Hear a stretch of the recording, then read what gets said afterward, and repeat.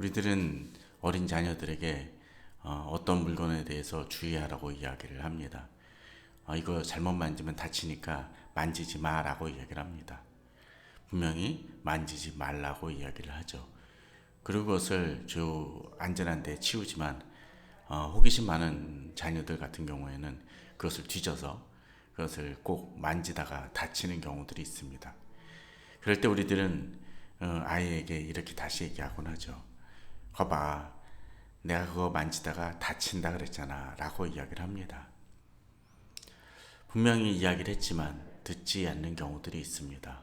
분명히 이것을 만졌을 때 문제가 생긴다고 이야기를 합니다. 그런 자녀들처럼 그렇게 말을 듣지 않거나 또 경고를 무시하는 사람들이 있습니다. 이미 그런 비슷한 경험들을 많이 했음에도 불구하고 그런 시행착오를 계속적으로 겪는 사람들이 있습니다. 바로의 경우가 그렇습니다. 오늘 본문 보게 되면은 7번째 재앙이 이제 시작이 되어집니다. 지난 시간에 우리는 7번째 재앙을 다루기 전에 하나님께서 7번째 재앙을 모세를 통해서 바로에게 이야기하기 전에 앞서 이야기한 한 부분을 보게 됩니다. 거기에 대해서는 뭐라고 되어 있습니까? 다른 재앙하고는 다르게 본문에서는 그렇게 얘기를 합니다. 내가 돌림병으로 너를 치지 않은 것은 하나님의 영광을 위함이다 라고 이야기를 합니다. 하나님께서 돌림병으로 그를 죽이실 수도 있었다라는 것을 분명히 하십니다. 사실 돌림병으로 인해서 가축만 죽습니다. 어쩌면 바로는 그것으로 인해서 그래도 재수가 좋았다. 아니 하나님 징계가 거의 요 정도구나 라고 생각했을지 모릅니다. 그러나 하나님은 그를 죽이실 수 있었음에도 불구하고 살려두십니다. 더더군다나 그의 목숨이 불쌍히 여기셔서가 아니라 하나님의 영광을 위해서 그를 사용하시기 위해 그렇게 돌림병으로 그를 치시지 않았다고 얘기합니다. 그가 잘해서가 아닙니다. 그렇다면 그때 들을 수 있어야 됩니다. 이제 하나님께서는 7번째 재앙을 시작하기 이전에 그에게 다시 한번 기회를 주십니다. 비록 그 하나님의 영광을 위해서 살려놓으시긴 하셨지만 그렇다고 해서 그에게 기회가 없는 것은 아닙니다. 하나님 분명히 이번에 기회를 주십니다. 7번째 재앙이 이제 시작되어집니다. 하면서 하나님께서는 뭐라고 얘기합니까? 이제 우박으로서 그들을 치시겠다라고 이야기를 합니다. 그런데 이 우박 재앙은 이 돌림병에서 언급했던 거하고 조금 다른 부분들이 있습니다. 비슷해 보이지만 좀 다릅니다.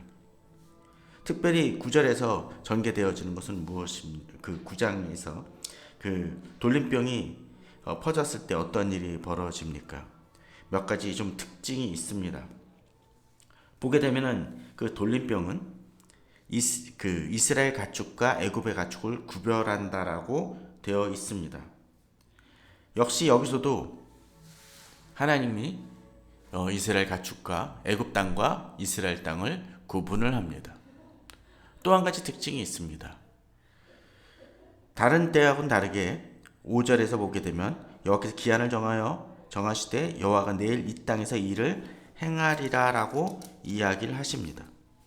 그런데 이번 7번째 재앙에서도 역시 18절에 내일 이맘때면 이라고 얘기하면서 내일 내린다고 합니다. 다른 재앙들도 그 다음날 선포되진 다음에 그 다음날 전개되었을지는 모르지만 내일이라는 표현을 쓴 것은 예외적인 케이스입니다. 곧 이 재앙이 특별한 재앙이고 그냥 일어나는 재앙이 아니라는 것을 보여주시는 것이죠. 그런데 여기서 재앙이 한 가지 차이가 있습니다. 어떤 차이일까요? 앞서는 돌림병은 어떻게 했었나요? 그 돌림병이 퍼짐으로 인해서 애굽의 모든 가축이 죽는다고 되어 있습니다. 그에 반해서 이스라엘 가축들은 죽지 않습니다. 그런데 이 우박은 이제 어떻습니까? 이제 하나님께서 바로를 살리셨던 것과는 다르게 여기서는 이제 사람에게도 그것이 임하게 됩니다. 애굽 땅에 그것이 우박이 쏟아지니까 이제 가축만이 아니라 사람도 죽을 수 있다는 것이죠. 더 그것이 확장되어지는 면이 있습니다. 그에 반해서 이스라엘 백성들에게는 그것이 그렇게 임하지 않습니다. 그런데 사람에게 확장되어졌다는 것, 곧 그거 외에 또 한 가지 특징이 하나 있습니다. 그건 뭘까요? 앞서 돌림병은 그 병이 퍼짐으로 인해서 사람에게까지는 임하지 않지만 가축들, 그 걸린 가축들은 다 죽습니다. 그런데 이 우박의 경우는 어떻습니까? 이 우박이 사람에게까지 희생을 치르게 하는, 타격을 주는 엄청난 것이지만 피할 길이 있습니까? 있습니다. 본문은 그렇게 얘기를 하죠. 19절에 이제 사람을 보내 내 가축과 내 들에 있는 것을 다 모으라. 사람이나 짐승이나 무릇 들에 있어서 집에 돌아오지 않는 것들에게는 우박이 그 위에 내리리니 그것들이 죽으리라 하셨다라 하시니라고 되어 있습니다. 무슨 얘기입니까? 하나님께서는 바로에게 이것을 피할 수 있는 길을 열어주십니다. 그 방법은 무엇입니까? 돌림병은 피할 수 없었지만 이 경우는 피할 수 있습니다. 그것은 이제 들에 있지 아니하고 그 우박이 내리치는 동안에 바로 우리나 집안으로 가 있으면 피할 수 있다라는 것이죠. 비록 이것이 재앙이긴 하지만 하나님은 이번에는 기회를 주십니다. 비록 그가 이스라엘 백성들을 이제 출애굽하도록 내보내진 않지만 그래도 이 재앙에게는 피할 길을 주십니다. 무엇입니까? 바로 들에 놔두지 아니하고 이 재앙을 두려워하여 자기 집안으로 들이는 것입니다. 이 재앙이 이렇게 하시는 이유가 무엇입니까? 그들에게 기회를 주시는 것이기도 하지만 이 재앙의 심각함을 보고 뭐 하라고요? 이제 돌이키라는 하나님의 메시지이고 하나의 피할 수 있는 길을 열어주시는 것입니다. 물론 어떤 분은 고린도 10장 13절에 나오는 사람의 감당할 시험밖에 너에게 당한 것이 없나니라는 말씀을 하실지 모르겠습니다. 떠오를지 모르겠습니다. 그러나 여기서는 하나님께서 피할 길을 주시긴 하지만 이제 망하기 전에 제발 돌이킬 기회를 찾으라는 것입니다. 또 하나님의 그 재앙이 얼마나 심각한 것인지를 보라는 것입니다. 여기서 차이가 하나 등장을 합니다. 지금까지 6가지 그 재앙을 통해서 하나님의 재앙이 얼마나 심각하고 두려운 것인지를 보았던 그 애굽 사람들, 그리고 하나님께서 모세를 통하여 이 메시지를 전해 주셨음에도 불구하고 본문은 2가지로 나누어지는 모습이 보여집니다. 20절입니다. 바로의 신하 중에 여호와의 말씀을 두려워하는 자들은 그 종들과 가축을 집으로 피하여 들었으나, 이렇게 하나님의 메시지를 통해서 그 하나님을 두려워하여 이 가축들과 또 사람들을 집안으로 들이는 애굽 사람들이 있었습니다. 그에 반해서 21절에 여호와의 말씀을 마음에 두지 아니하는 사람은 그의 종들과 가축을 들에 그대로 두었다라고 되어 있습니다.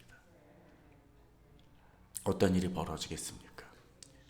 그렇게 하나님의 그 분명한 말씀을 무시하고 두려워하지 않았던 사람들은 그 들의 그 바깥의 종들과 가축들을 그냥 방치함으로 인해서 결국 죽음을 당하게 됩니다. 이미 경고했음에도 불구하고 듣지 않는 것이죠. 마치 지하철이 달려오는데 난 죽지 않을 것이다 라고 생각하고 착각하고 거기 서 있는 어리석은 것 같습니다. 지하철이 문제입니까? 사람이 문제입니다. 본문은 그러한 경고를 통해서 그들이 조금이나마 하나님의 두려움을 하나님에 대한 그 재앙의 두려움을 가지길 원했지만 그러지 않고 망하는 이들을 봅니다. 비록 그들이 하나님을 제대로 알진 못하는 사람이라 할지라도 하나님을 두려워하는 사람들은 그 하나님의 말씀을 듣고 그래도 피하려고 했었던 그런 모습이 있었던 반면에 그렇지 아니하는 사람들이 있다라는 것입니다. 어쩌면 모세 그 바로는 하나님의 말씀에 대한 그 두려움이 있었기 때문에, 또는 들에 나가서 직접 일을 하는 것은 아니기 때문에 살 수 있는 기회를 얻었을 것입니다. 그러기에 이제 그 다음 재앙, 8번째 재앙에서 바로와 모세와 이야기할 수 있고 있었던 이유가 바로 그런 것이겠죠. 그렇게 우박은 내립니다. 우박이 내림과 불덩이가 우박에 섞여 내림이 심히 맹렬하니라고 되어 있습니다. 어쩜 화산 폭발인지 또는 이상기후인지 정확히는 알 수 없지만 그것으로 인해서 사람들이 죽습니다. 그런데 사람들과 가축들만 죽는 겁니까? 아닙니다. 이전과는 다르게 밭의 모든 채소를 치고 들의 모든 나무를 꺾었다라고 되어 있습니다. 우리들도 가끔 이 우박이 내리면은 과일이 상하거나 거의 결실을 거뒀던 그 과일들이 떨어져 바닥으로 팽개쳐지는 그런 일들을 종종 보곤 합니다. 그 이상이었을 것입니다. 하나님이 가축과 사람에게 살 기회를 주셨을지 모르지만 그 채소와 나무들을 상하게 하십니다. 하나님의 재앙은 점점 더 강화되어집니다. 그러나 그럼에도 불구하고 이들은 깨닫지 못하는 모습을 보여줍니다. 물론 바로는 오늘 본문을 보게 되면 이제 이 우박이 내림으로 인해서 모세를 부르게 됩니다. 모세를 부르고 뭐라고 얘기를 합니까? 내가 이번에는 그 잘못을 행했다라고 이야기를 합니다. 하나님 앞에서 범죄, 여호와는 의로우시고 나와 나의 백성은 악하다고 이야기를 합니다. 그리고 우박을 그치게 해달라고 이야기를 하죠. 그런데 본문은 한글 성경은 이번은 내가 범죄했나라고 얘기합니다. 진정한 사과는, 진정한 죄의 인정은 자신이 저지른 것을 그대로 인정하는 것입니다. 가끔 그런 사과를 하는 사람들도 있죠. 불편하셨다면, 그럼 불편하다고 여기지 않았으면 자신은 사과하지 않겠다는 얘기 아닙니까? 우리는 그런 식의 사과는 진정성이 없습니다. 바로의 모습이 그러했던 것 같습니다. 이번은이 아니라 지금까지 잘못한 것입니다. 또 지금도 제대로 회개하지 않기에 그는 분명한 회개는 아닌 것입니다. 이제 바로의 요청에 인해서 모세는 이 우박을 멈추게 합니다. 그러나 그럼에도 불구하고 모세는 분명히 얘기를 합니다. 30절에 그러나 왕과 왕의 신하들이 여호와 하나님을 아직도 두려워하지 아니할 줄을 내가 아나이다 라고 되어 있습니다. 비록 재앙을 멈추게는 하여 주지만 모세는 하나님께서 이미 말씀하셨던 것처럼 아직도 그들이 완악하고 돌이키지 않을 것을 이야기합니다. 거기서 멈춥니까? 바로는 그렇게 온전하게 돌이키지 않았던 그 이유가 아직도 희망이 있었기 때문입니다. 31절, 32절에 보면 그때 보리는 이삭이 낳았고 삼은 꽃이 피었으므로 삼과 보리가 상하였으나 그러나 밀과 쌀보리는 자라지 아니함으로 상하지 아니하였더라고 되어 있습니다. 무슨 얘기입니까? 그는 아직도 자기에게 남은 것이 있음을 알고 있기에 이제 다시 그 마음이 완악해짐을 보게 됩니다. 도박이나 알코올 중독에 빠진 사람들이 그런 모습 보이지 않습니까? 돈이 없고 아주 위기에 빠지면 그래도 돌이키려고 하는 모습을 조금이나마 보일 때가 있습니다. 그러다가 누군가 도와주기 위해서 돈 몇만 원이라도 주면 그걸 가지고 다시 도박장에 들어가거나 술을 사러 달려가는 그런 사람들이 있습니다. 아직도 소망이 있다고 생각이 되어지면 위기를 느끼다가도 다시 옛 시궁창으로 돌아가는 삶을 사는 사람들이 있습니다. 바로가 그러했습니다. 아직 조금만 희망이 있다라고 여기기에 다시 돌이켜 악을 행합니다. 이미 그가 많은 것을 잃었음에도 불구하고 지금 남은 얼마 안 되는 것을 가지고 희망을 갖습니다. 아직도 자신이 잃을 것이 많다는 것을 깨닫지 못합니다. 우리가 주님 안에서 묻어져 있을 때 그럴 수 있습니다. 또 우리는 세상이 이렇게 완악하고 쉽게 놓지 않는다는 것을 우리는 알아야 됩니다. 모세가 바로에게 아직도 당신이 하나님을 두려워하지 않을 것을 안다라고 이야기를 했던 것처럼 우리 주변에는 그렇게 마음이 완악해진 이들을 많이 보게 됩니다. 또 세상이 그렇다는 것을 알아야 됩니다. 그리고 우리는 세상과 싸울 때 지치지 말아야 됩니다. 오늘 본문은 그렇게 끝납니다. 34절에 바로가 비와 우박과 우레소리가 그친 것을 보고 다시 범죄하여 마음을 완악하게 하니 그와 그의 신하가 꼭 같더라.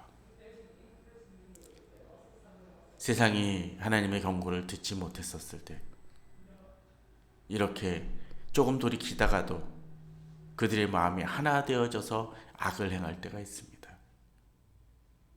이 시대에 하나님은 여러 가지로 경고를 주시곤 합니다. 그래서 어떤 때는 재앙이든 어떤 때는 이상기후든 어떤 때는 경제적인 것이든 그 도전을 주실 때가 있습니다. 그런데 잠시 그 위기를 인해서 잠시 돌이키는 것 같지만 그러나 다시 옛날로 돌아가는 사람들의 이 세상의 모습을 보곤 합니다. 세상은 쉽게 바뀌지 않습니다. 아무리 좋은 대통령이 나오고 뭔가 개혁의 바람이 분다 할지라도 사람들은 자신의 악을 쉽게 버리지 않습니다. 오늘 본문은 바로 그러한 것을 보여줍니다. 어떤 때 이것이 사회도 마찬가지고 우리 자신도 그럴 수 있습니다. 우리가 하나님의 음성을 듣고 돌이킬 줄 알아야 됩니다. 하나님을 두려워하는 사람들은 그것을 피하고자 하는 결단을 했습니다. 하나님의 음성이 선포되어지고 경고의 메시지가 분명히 주어짐에도 불구하고 그것을 무시하는 사람은 결국 어려움을 겪을 수밖에 없습니다. 그러나 그런 어려움을 겪고서도 돌이키지 않는 사람도 있을 수 있습니다. 지금 우리는 어떤 사람들입니까? 그것을 보고 돌이키길 바랍니다. 또 이 세상이 그렇게 흘러간다는 그 속성을 알고 그것에 지치지 않는 우리 성도님들 되기를 바랍니다. 감사합니다.